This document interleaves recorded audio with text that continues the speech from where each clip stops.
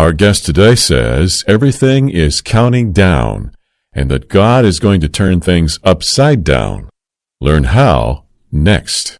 We're seeing pastors who will not address political issues which shape the very family stability of those who attend their churches. Pastors won't speak to the issues of abortion. They have somehow concluded that it's a political issue, or the issue of gender. They've said now that's a political issue, as though they are to remain neutral or out of it. Yet I understand the Bible to say the exact opposite. The pastor in a local pulpit, in a local community, should be the clarion voice of righteousness to that area, and we're not seeing it happen. This is Understanding the Times Radio with Jan Markell. Jan meets this hour with Pastor Jack Hibbs. From Calvary Chapel, Chino Hills, California, Pastor Jack also hosts a nationally syndicated program, Real Life with Jack Hibbs. Jack's been Jan's frequent radio guest and has been featured at annual Understanding the Times conferences. Jack Hibbs is here to discuss with Jan themes that bring the focus of Christ's coming into today's reality. To get the program started, here's Jan Markell. And welcome to the program. You know, we look at news, views, truths from a decidedly biblical perspective to help you understand the times, contend for the faith, become watchmen on the wall. And I'm so glad to welcome back to Understanding the Times Radio today, Pastor Jack Hibbs, Calvary Chapel, Chino Hills, California. Jack has spoken at a couple of my conferences and will be with us again this fall, Saturday, September 29th. A lot is going on in the world, and Pastor Jack says everything is counting down, which sounds a bit like my frequent statement, everything is falling into place, nothing is falling apart. He also says God is going to turn things upside down. I hope that's an appropriate tease for you to stick around for the hour. We'll talk about these issues and much, much more. We're going to start with a little bit of a review from last year, and then we're going to look ahead. I'm going to give you contact information as we move along. Pastor Jack, welcome back to Understanding the Times.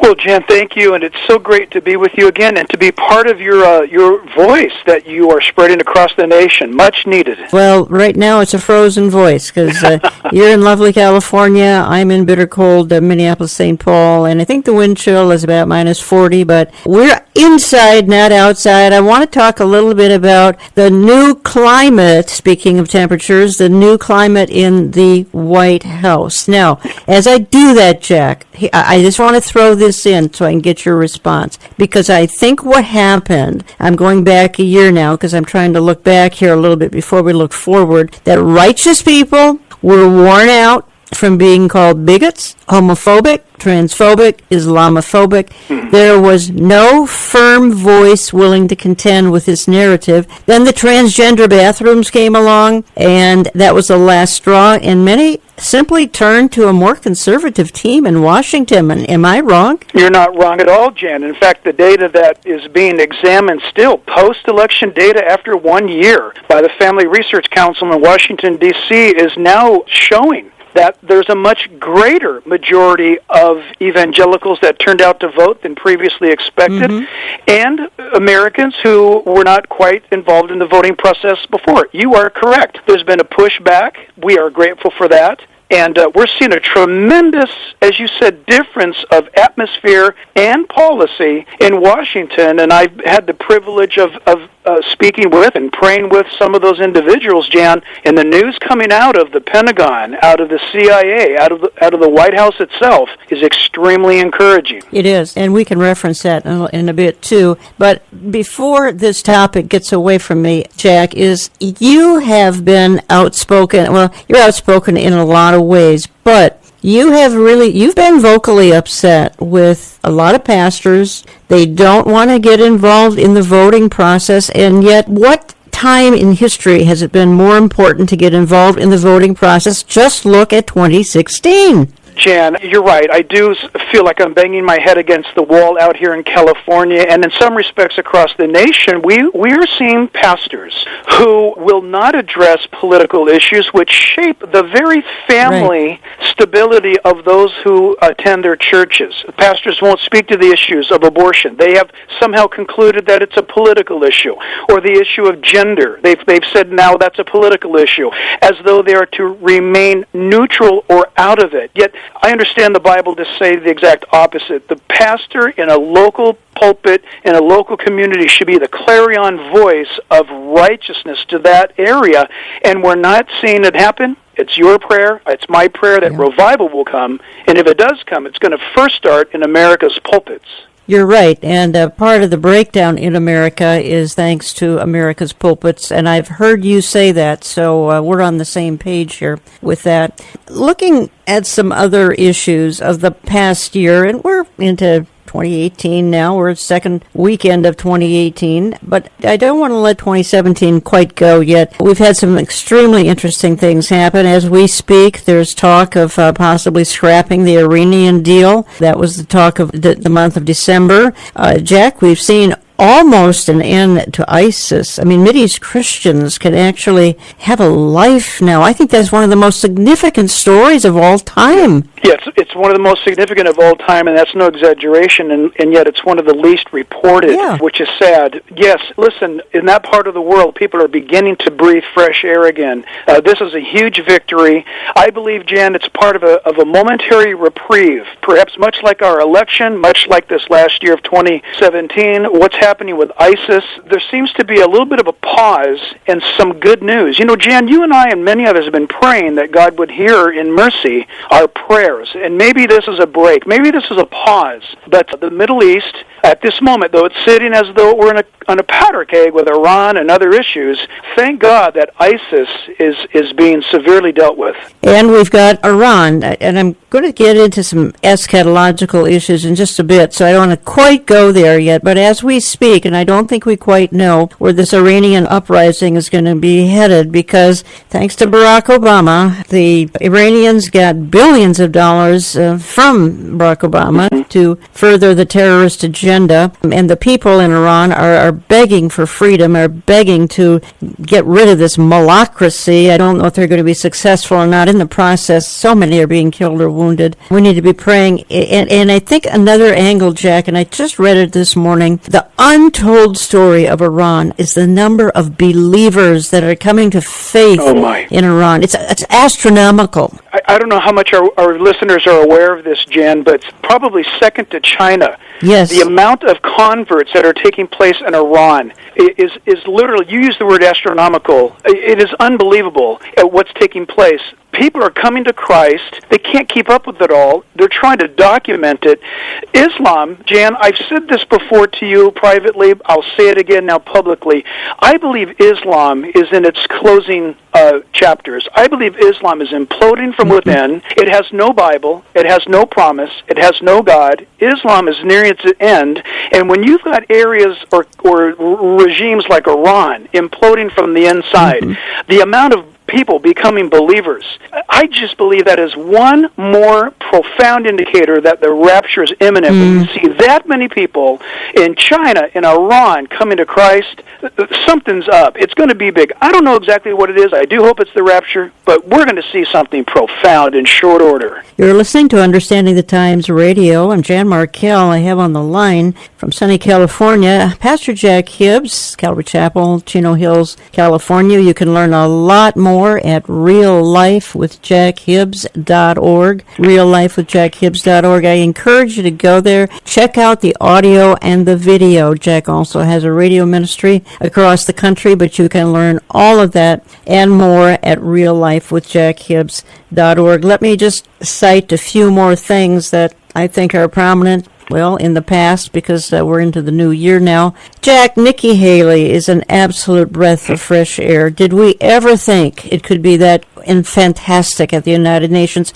With her position, the rest of the UN is still totally bankrupt, but not Nikki Haley. Well, it's amazing, too. Not only Nikki Haley, who loves the Lord, Nikki Haley, who is fearless. I've nicknamed Nikki Haley our modern-day Deborah. Yes, she is you have. a warrior princess of an ambassador. But listen, the inspiration that she brings to the world, the inspiration that she's bringing to democracy, to women, is incredibly refreshing. And truth. She's not afraid to speak the truth. She does it kindly and gently, but people know at the UN and around the world that what she says she means. Nikki Haley is one of those remarkable appointments that Trump has put in place. And I tell you what, she continuing to do a great job. And one of the things that you and I share, Jan, is the fact that she loves Israel. Yes. And Israel loves Nikki Haley. Let me just give a short illustration here. It's a minute and a half of Nikki Haley telling off the UN as only she can do. The United States is by far the single largest contributor to the United Nations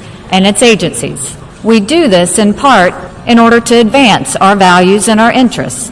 When that happens, our participation in the UN produces great good for the world. Together we feed, clothe, and educate desperate people. We nurture and sustain fragile peace in conflict areas throughout the world. And we hold outlaw regimes accountable. We do this because it represents who we are. It is our American way. But we'll be honest with you.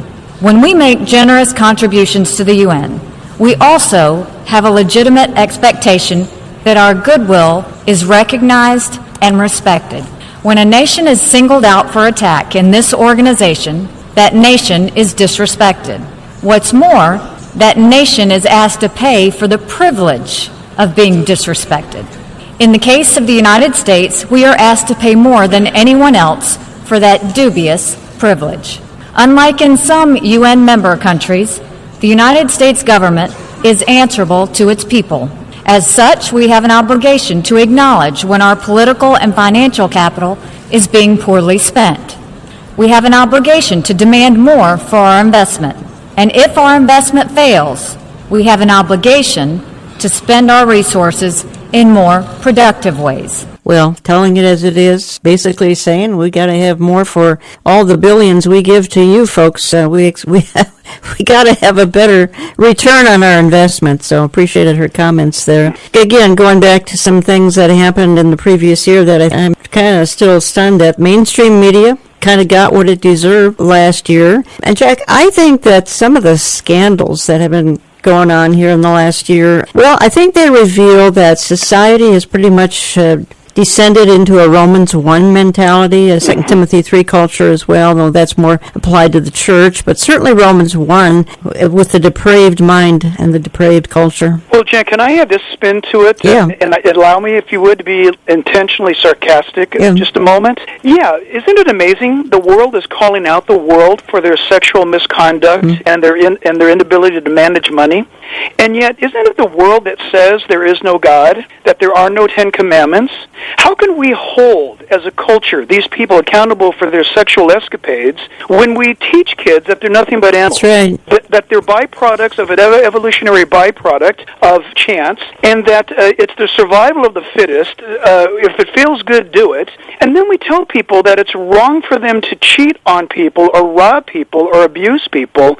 I hope the world is beginning to wake up to the bizarre hypocrisy that they want morality without God. They want standards, but without the standard giver. It is truly, Jan, an insane moment of good, evil, and evil, good, unlike a time I've ever seen in my 60 years. Yeah.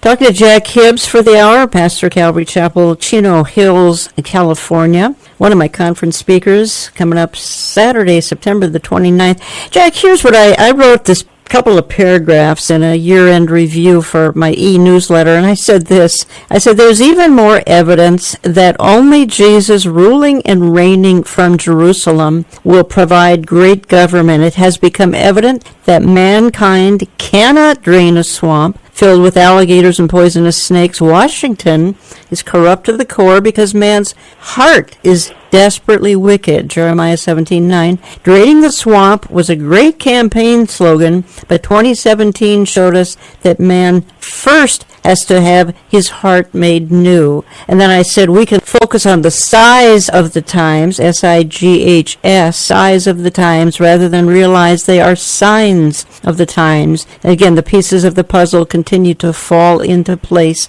Nothing's falling apart, it's all falling into place. Yeah, Jan, and just to add to that, I have a little bit of glimmer of hope, and after spending so many years in Washington, I had about given up. But I can tell you and your listeners that for the first time, in fact, we're indebted to Vice President Mike Pence, a born-again believer who loves the Lord, did a little research, Jan, and found out that according to national records, there are more Bible studies and prayer meetings taking place under this administration at this time in various departments of state than at any other time since the founding of our nation, including George Washington's time. This is remarkable. Having heard what you just said, man's heart is the problem. If there is a revival going to happen in America, it's got to be a revival of the heart back to God. And I don't know if that's going to happen or not, but we all have to realize that we're at least a step in the right direction when Bible studies are taking place in our nation's capital or in the White House itself is quite encouraging. Every believer ought to be on their knees more and praying more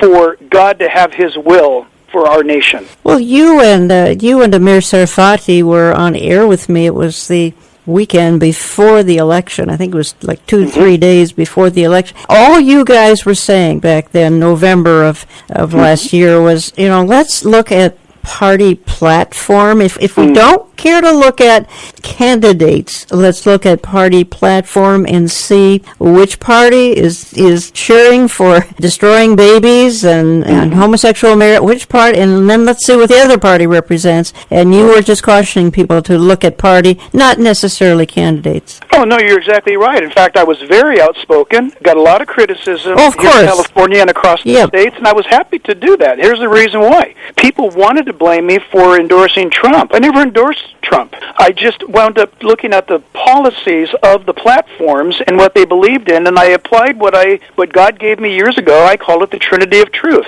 That particular candidate's support for Israel, the unborn, and for traditional marriage. You look at that, and you can determine how the rest of the decision-making is going to go regarding that particular politician. And so I simply lay that out before the believers here in California, and I never read Trump's tweets. I didn't even look. I didn't look at his hair. I didn't look at Hillary's campaign. I didn't have to. I just looked at the direction of the party and the direction of what that candidate has been leaning toward, and I voted based upon my biblical worldview. And you know what? Here we are, Jan, a year later. Yeah. And at least Jack here in California voted in the right direction because it honored God. Well, in the last year, we've seen abortions diminish considerably, drop just considerably. And, of course, praise the Lord, the addition of some conservative judges and the appeals court and Neil Gorsuch. I think we're going to see more conservative judges, and this bodes just tremendous things for America. Yes, agreed.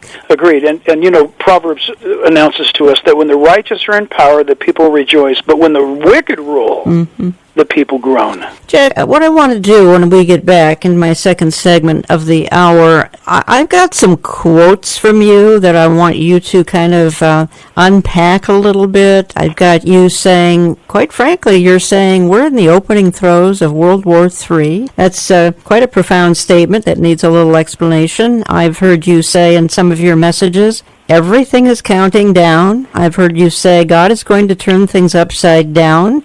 And, of course, the one I love the most is that we're not sensationalists and we're not skeptics. We're watching the stage being set. I want to talk to you about some of those and another couple of quotes in my second segment coming up. Folks, I'm going to take just a couple of minutes for a timeout, and then I'm going to return with Jack Hibbs. Again, get acquainted with Jack online, Real Life with Jack Hibbs. He's on radio across the country. You'd have to look that up online as well, or get in touch with Calvary Chapel, Chino Hills, California, to find out just where his program airs, if it's in your neighborhood or not. Don't go away. Don't touch your dial.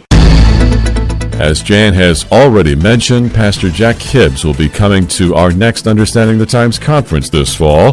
Plan to come hear Pastor Jack in person on September 29th in Eden Prairie, Minnesota. So save the date now.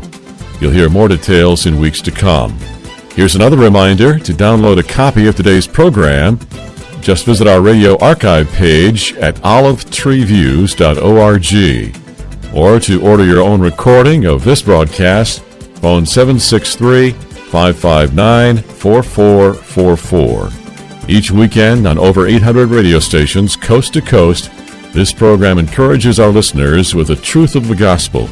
We invite you to join thousands of others as our financial partner. You help us deliver the message of hope in Jesus Christ.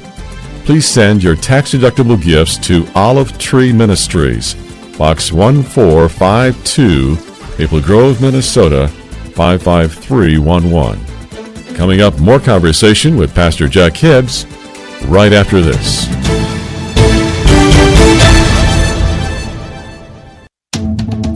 Just a heads up here to save the date for Understanding the Times 2018.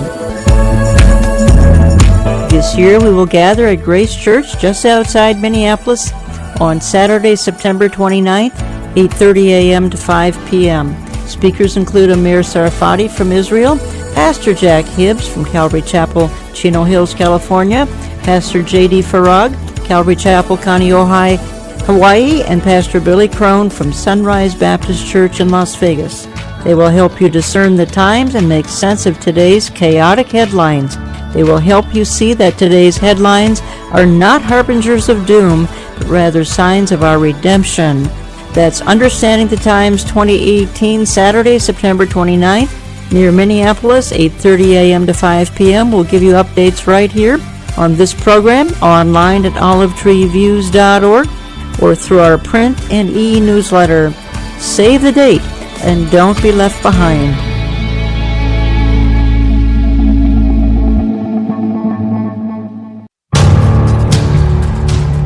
In today's world, who do you trust for good insight on current events? For that matter, who do you trust for good Bible commentary? America is full of fake news and false teaching. That's why we want to offer you an alternative to both. We are Understanding the Times Radio with Jan Markell, and our main objective is to tell you the truth about current events as they relate to a biblical worldview. Join us each week on this station for a source you can trust.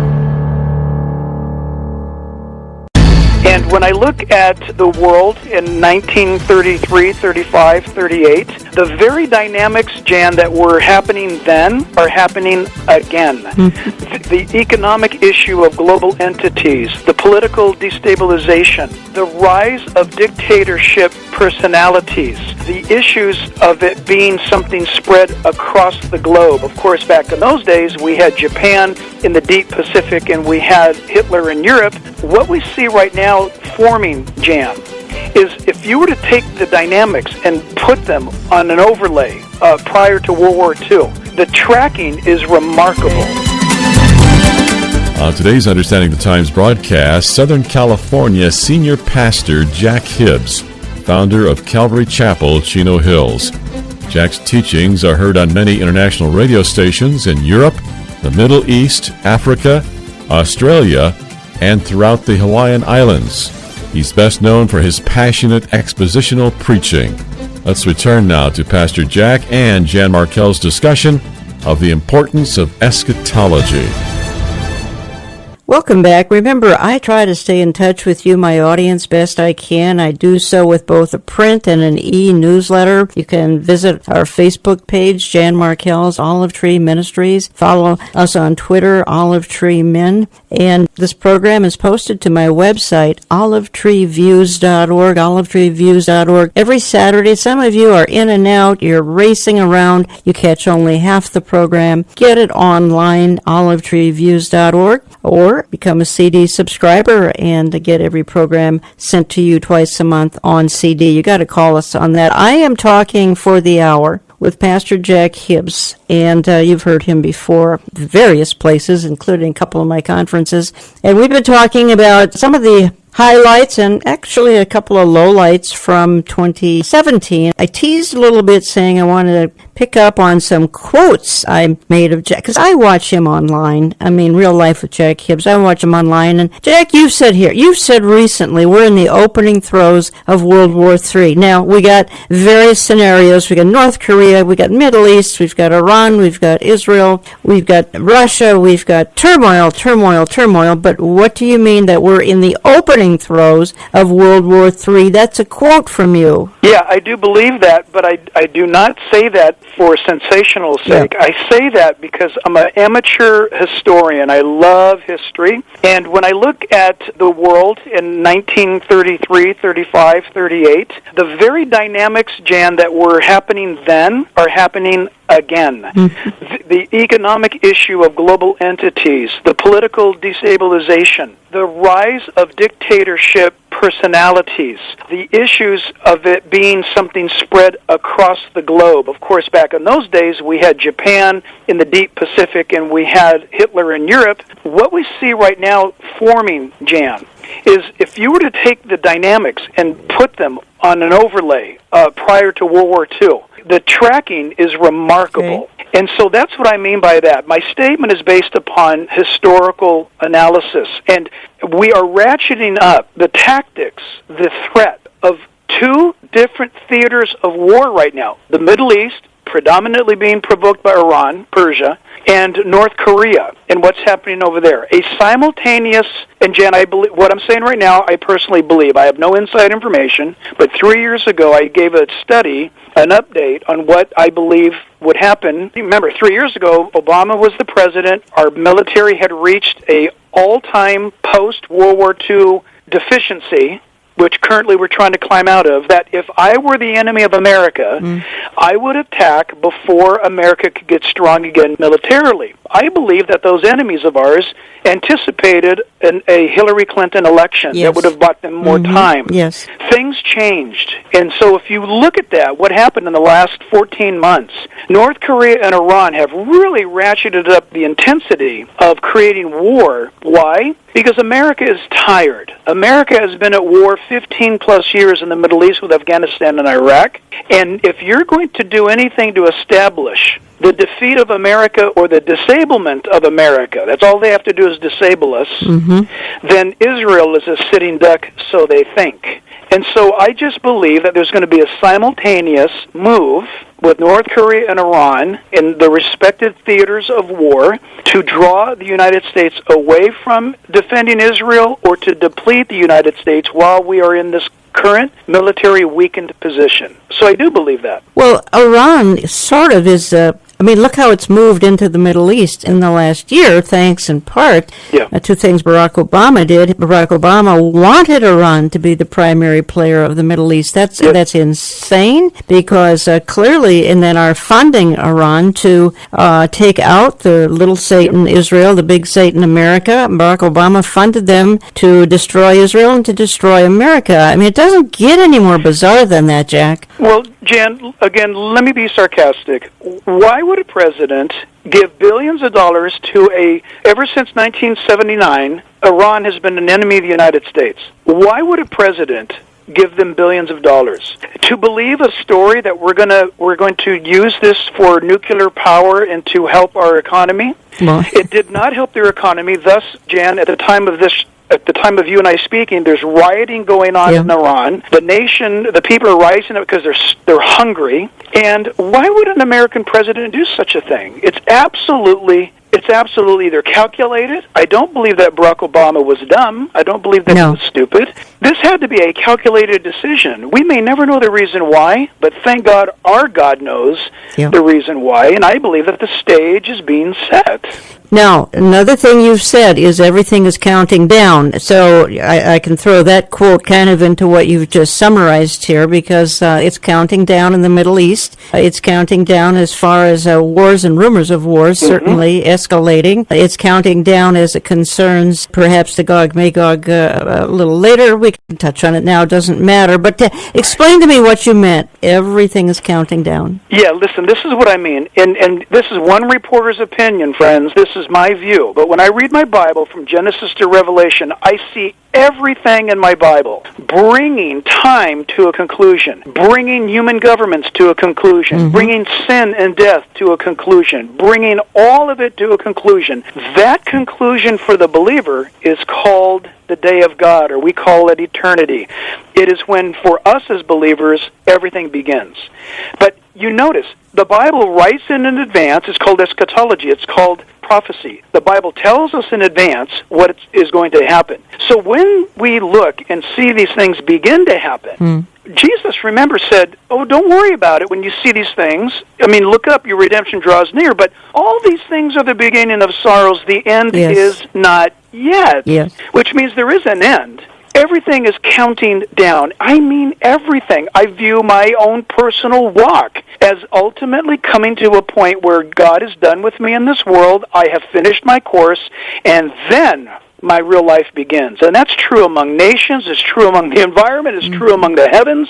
It's true among science. Everything is going from a position to a conclusion. You're listening to Understanding the Times Radio. Jan Markell here, talking to Pastor Jack Hibbs, Calvary Chapel, Chino Hills, California. Jack's one of my speakers. Understanding the Times 2018, Saturday, September 29th, along with Amir Sarafati, Pastor Billy Crone, Pastor J.D. Farag from Calvary Chapel, Kaneohe, Hawaii, and Pastor Hibbs will be with me for the day, Saturday, September the 29th. You might want to mark your calendar. Grace Church, Eden Prairie, that's right outside of Minneapolis. Okay, move on to a couple of other quotes I've heard you say. Again, folks, I follow Jack online, or some of you follow him on radio. Either way, you'll get his messages or his video messages with Real Life with Jack Hibbs.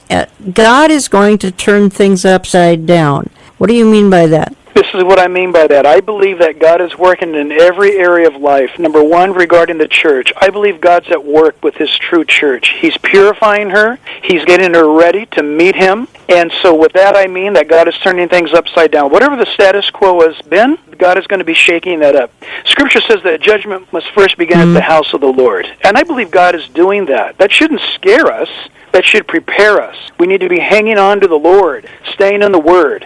When you look at the nations, look, Jan, borders, nations, there's a big movement about borderless nations, about a one world, a one world unification, because none of those things work. Hey, that's taking the status quo and turning it on its ear. Regarding economy, the push, look at, Jan, there are cultures, there are nations that are moving to a cashless numerical society right now. That's what I mean by that. We're looking at people who are saying no longer male-female. It's whatever you want. In fact, here in California, on January 1st, you now get to determine on legal documents whatever your gender selection or this is interesting, or option might be. What does that mean? You can pick your gender now in California on a legal document or an option. We don't know what that means yet. What does that dial down to? The fact that everything, in my opinion, is being shaken. And for the believer, what is going to remain is what is of God, and you want to be on that side of the Lord. But the things that this world is promoting are completely being turned on its ear, upside down. Another quote I have from you is, and this probably concerns more of the eschatological topic, Bible prophecy, that we're not sensationalists, nor are we skeptics. We're just watching the stage being set. And we've now just spent about, half an hour or so talking about some of the ways the stage is being set. Many people do get sensationalistic with this topic, and others, of course, we've got incredible scoffing and mocking and the church silent. So we're trying not to be either one of those categories, but we are watching the stage being set. That's why I think it's very important how we position our statements. For example, when the Bible says something clearly, we need to state that clearly and with boldness, unwavering. When we see things, for example, that are beginning to indicate, I would say, stage setting, increase in earthquakes and greater earthquakes, it doesn't mean the end of the world's tomorrow. It means that the Bible says, in the last days there's going to be an increase in earthquakes. It's stage setting. What we want to be careful about is being of the group, for example, that says, well, I had this dream last week, and then I opened my Bible, and this was the verse, and so the rapture is going to be next Tuesday at 2 o'clock, or this is what's going to happen, the world's going to end on such and such a day. Listen, Jan, that breeds mockers. That breeds scoffers. What we want to do, and I'm so grateful, Jan, to you, and on behalf of a nation of believers, we're grateful for you, Jan, because you have all these years rightly done that. We want to talk about the Scripture, we want to say what is happening biblically and what could happen biblically, and we want to say things like, this could be the setting up of.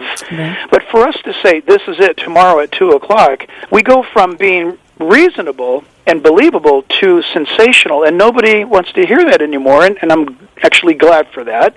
We want to be accurate. God is accurate. God is not sensational. And at the same time, we want to be skeptics. We don't want to throw everything out because somebody said that God would come back in 1988, so I'm not going to read Bible prophecy. That would be very unfortunate. We want to be biblically based in a biblical worldview, and we want to remember that 27+% of the Bible is eschatological for a reason. Pastor Jack, we've kind of gone through this. I'm going back to 2017 now, and we have kind of looked at 2017 off and on here throughout the hour, but we had a little bit of a repeat of this. Last time you were on air with me, and it would have been several months ago now, and we discussed the September 23rd phenomenon, and look, I don't want to raise that issue again in any kind of a controversial way. I know some believers that felt that September 23rd was going to be a milestone for the world and the church, and they're very well-meaning, they're sincere, but again, Jack, that kind of predicting, again, caused some skeptics, and I think that's the point you're making. That's exactly the point. Exactly the point. In fact, Jan,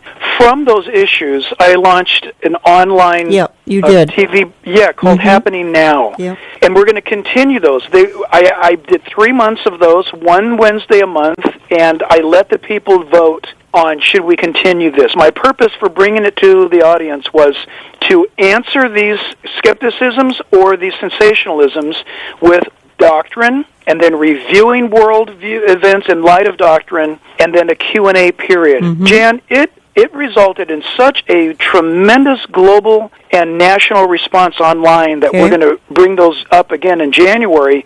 And why? People were writing us from around the globe saying, thank you for letting us know this logically, biblically, sensibly. It gives me calm and excitement about looking at the Word of God. That's our motive. So we want to be careful, but we want to be prophetic, and we can be successful in that as long as we stay biblical. Now, can folks access Happening Now at Real Life with Jack Hibbs, or do they just go to YouTube? They can do either one, Jan. It's either way.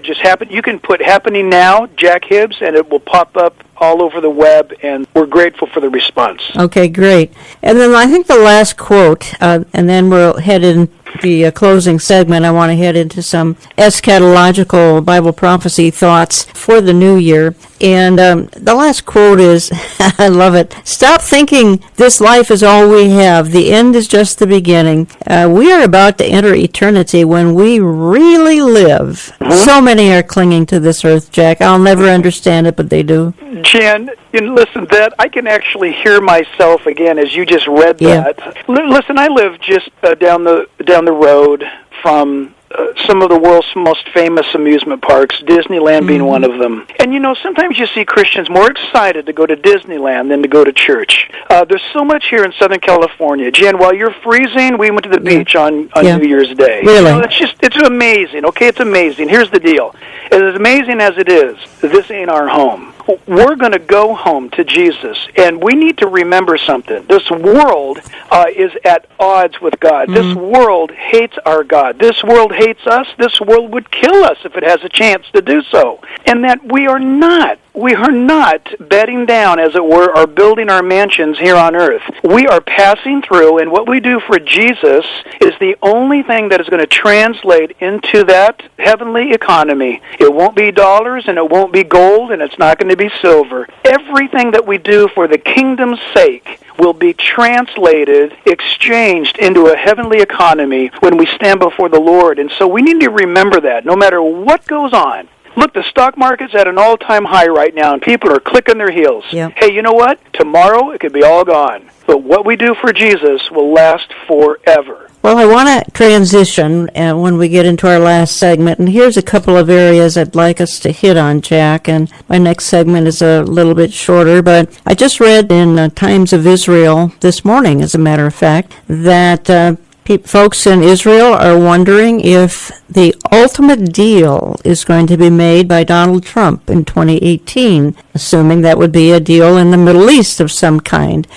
We hear a lot today about peace and security, peace and safety. That's taken right out of, I think it's taken out of First Thessalonians. That's probably debatable. Again, we've referred to the Mideast alignment. There's certainly some intriguing alignment going on. We're watching Damascus. And I think, again, and I've heard you say, Israel cannot make a mistake in the new year. She can't let Syria, she can't let Iran, she can't let North Korea, she can't let any rogue nation make any kind of an attack on her, which is probably a sure thing. There's going to be a war in the Mideast in 2018. And, listeners sometimes say, well, that's far away, it doesn't affect me. Wrong. It will affect you in a very serious way. When I get back, Jack, what I'd like to do is I'd like to talk about a few of these things and get your take on, is it possible we have an ultimate deal in 2018? Donald Trump, well, he says he can do the art of the deal. He's got Jared Kushner over there talking particularly with Saudi Arabia's young king. I'm not sure if he's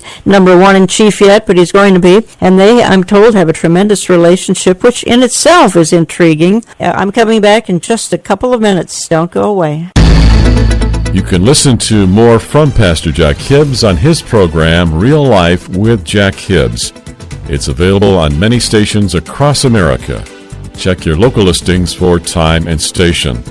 Or for more information, Google Real Life with Jack Hibbs to visit the program's website. We like to stay in touch with you through the week. We do that through our website, olivetreeviews.org. There you can listen to past programs. There you can sign up for our newsletters, our e-news alerts, or our daily news headlines. It's all found at olivetreeviews.org. We'd welcome your financial partnership. We'd welcome your tax-deductible gifts addressed to Olive Tree Ministries, Box 1452, Maple Grove, Minnesota, 55311, or call 763-559-4444. In just a moment, Jan returns with Pastor Jack. Please stay with us. Thank you for being a part of the Understanding the Times radio family. I hear from many of you who long to hear the truth. Some of you do not have a home church, and others of you have lost friends and family because of your love of the truth. That's what this program tries to give out each week on almost 830 radio stations. Additionally, we had almost 2.5 million electronic downloads from our podcasting audience in 2017. You made that possible, and please consider doing the same in the new year. You can click and make a tax-deductible online donation at olivetreeviews.org or call us business hours 763-559-4444, 763-559-4444. You can always send a tax-deductible check to Olive Tree Ministries, Box 1452, Maple Grove, Minnesota, 55311. Box 1452, Maple Grove, Minnesota, 55311. If you do, we'll visit your home regularly in the new year, and we'll await his return together. This is Jan Markell, and our mission as a ministry calls believers to think beyond the news, to see how the truth is being dismissed and rejected. Today, when many broadcasters are talking about safety, we are talking about the loss of truth. Thanks for joining me here on this radio station. Teaching Bible prophecy would be one of the greatest things that a church could do to its congregants because, one, it gives them the hope of Christ's soon coming. Secondly, it motivates them to get the job done. That is, to get out there and tell their friends and their family and their coworkers that Jesus Christ is coming. And then thirdly, it brings people great great confidence. Confidence in knowing that God's Word never fails. It will never fail because what God has said in the past has been confirmed by His prophetic fulfillment. Study Bible prophecy and get excited about the future. Understanding the Times continues with Jan Markell and today's radio guest, Pastor Jack Hibbs. Not far from where we are gathered today, President Harry Truman spoke at the signing of the North Atlantic Treaty. In the nearly 7 decades since Harry Truman spoke those words, the NATO alliance has been the bulwark of international peace and security. And I believe that under your leadership, this change in our region creates an unprecedented opportunity to strengthen security and advance peace. Let us seize this moment together. Let us bolster security. Let us seek new avenues of peace. A statement by South Korean President Moon Jae-in Wednesday referred to President Donald Trump's denunciation of North Korean behavior as portraying a firm and specific stance on the key issues regarding keeping peace and safety.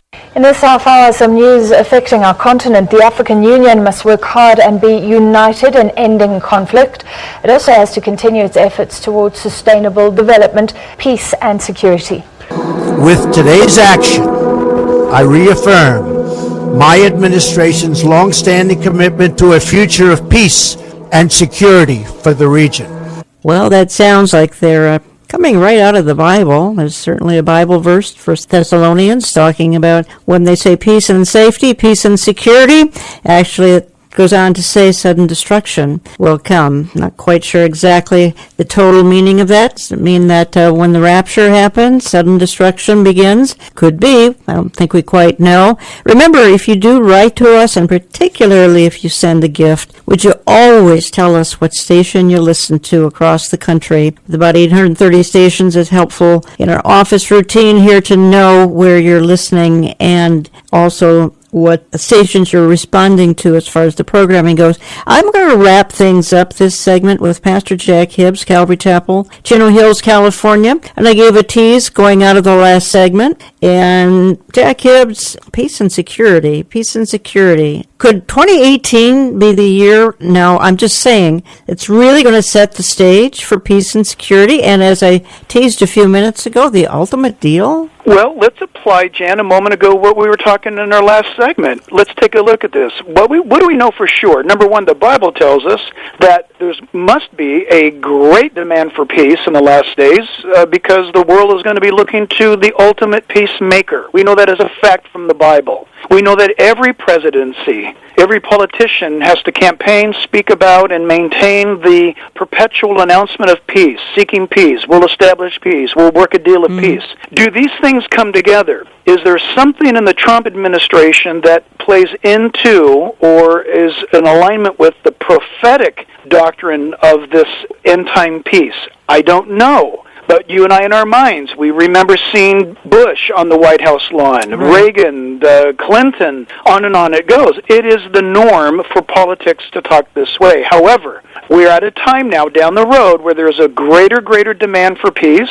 There's war and the rumors of war. Will this peace come about? Will there be some sort of a peace that's bartered? I don't know. But I personally look at the ultimate, Jan, this is the question. Are we talking about the ultimate peace plan that is going to come from what I believe is the Antichrist? Are we talking about Daniel 9, verses 24 to 27, where there's that 7-year treaty of peace, where in the middle it's broken by the man who we believe to be the Antichrist? At this moment, I don't believe Donald Trump is the Antichrist, but are these political movements in the direction that prepares the way? For example, Hitler was not the Antichrist, but a lot of people thought he was. Where are we going with this? Well, this thing we know for sure. The need for peace will increase. The peace that's coming from the Bible, it's going to be a deceptive peace. It's not a God-ordained peace.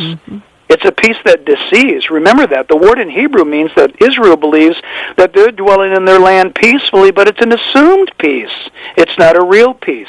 So this could be business as usual. It is possible, though. We've got Donald Trump, who is the deal maker, that we see that cart pushed down the road, Jan, further than ever before. It could be a great step towards the ultimate stage setting for that ultimate peace deal. You know, Jack Hibbs, for at least 8 years, there was really no global leadership. I mean, it was just a vacuum, and obviously ISIS came along because of that, and other atrocities in other parts of the world, Africa and other places, took place because there was no global leader. Now we've got 2 or 3 people vying to be that global leader. We've got Vladimir Putin trying to be a global leader. Certainly Donald Trump is trying. He's a businessman. He's not a politician, but he's trying to be a global leader because something has to fill a vacuum. And as I said, I think right now Putin and Trump are trying to do it. Other major players, I think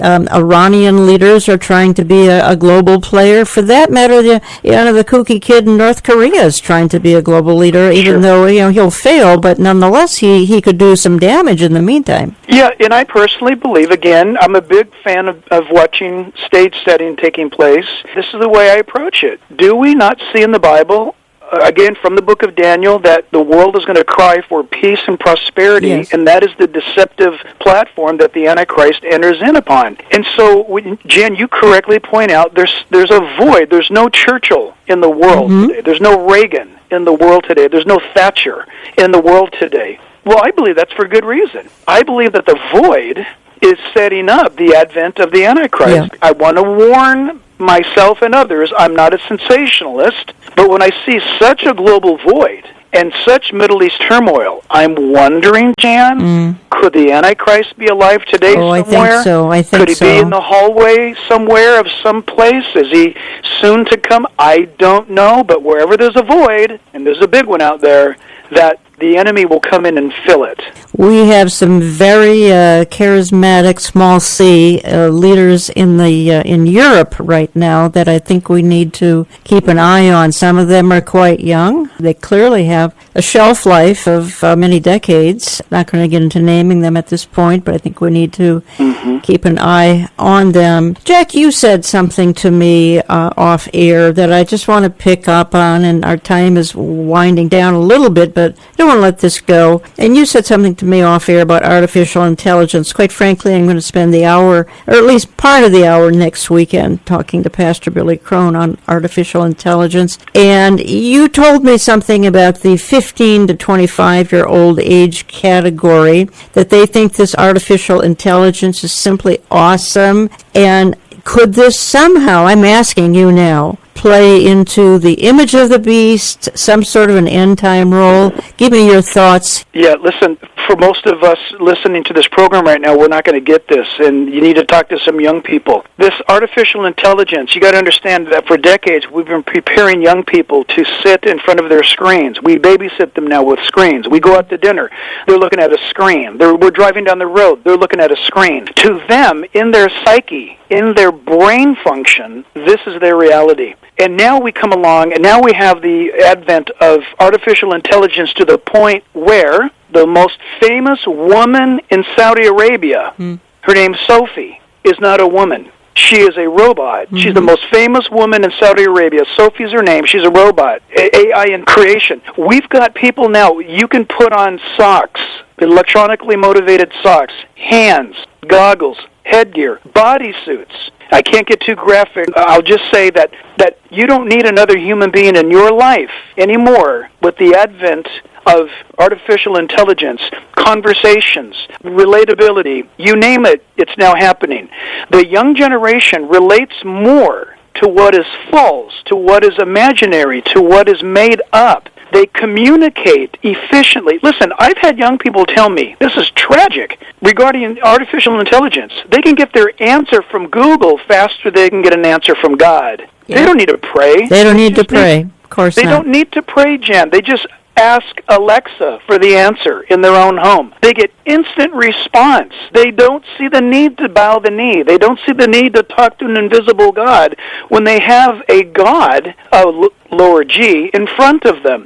This creation, like all gods, man-made gods, this creation tells you what you want to hear.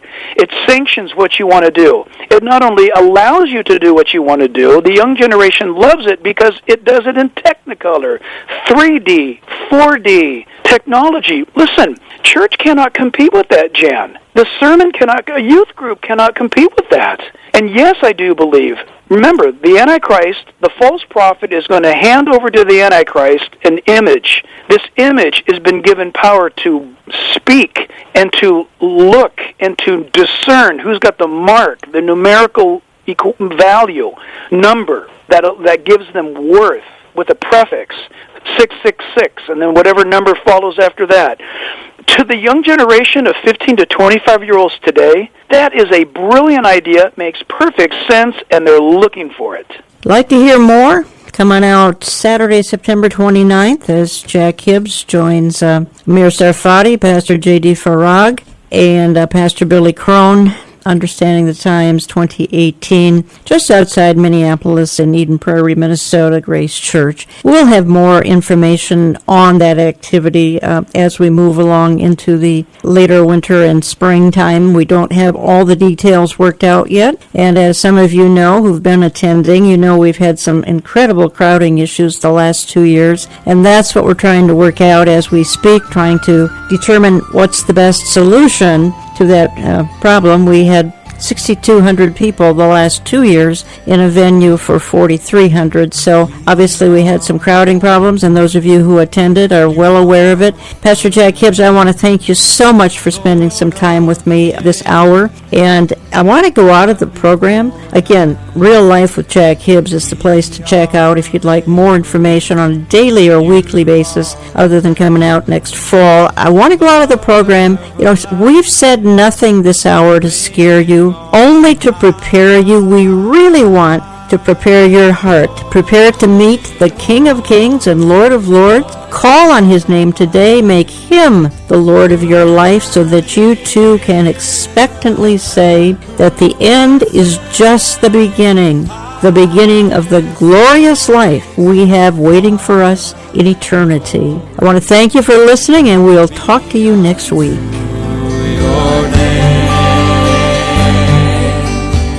Thank you for joining us for today's Understanding the Times Radio with Jan Markell. Across America and across the World Wide Web, we continue to report current events from a biblical perspective.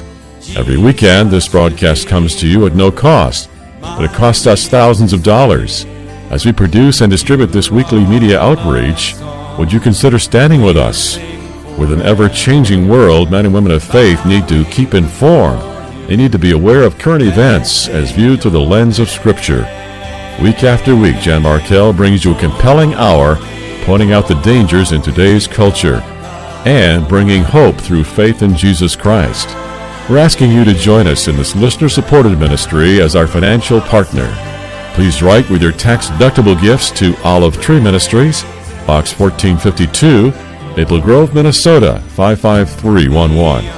Contributions are also welcome at olivetreeviews.org or by phone when you dial 763-559-4444.